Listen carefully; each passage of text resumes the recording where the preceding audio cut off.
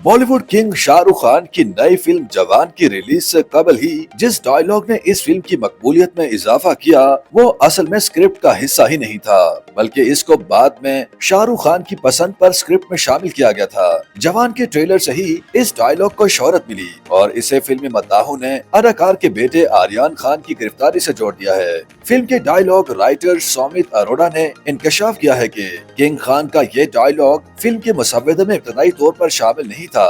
भारतीय मीडिया से गुफ्तगू में उन्होंने बताया कि फिल्म के सीन में ऐसे डायलॉग की जरूरत महसूस हुई और जब उन्हें तलब किया गया तो उन्होंने ये डायलॉग बताया जो फिल्म साज एटली और शाहरुख खान को पसंद आया और उसे शूटिंग वाले दिन ही स्क्रिप्ट में शामिल किया गया। 7 सितंबर को रिलीज होने वाली मेगा थ्रिलर फिल्म में शाहरुख खान बाप और बेटे का डबल रोल अदा कर रहे हैं और फिल्म के अंदर मुतादिद सियासी और समाजी मसाइल का अहाता किया गया है। सुमित अरोड़ा के मुताबिक उन्हें अंदाजा नहीं था कि ये डायलॉग इतना ज्यादा मशहूर होगा, लेकिन जिस अंदाज में किंग खान ने इसको शूट कराया इसने डायलॉग को अलग ही शनाख्त दे दी है।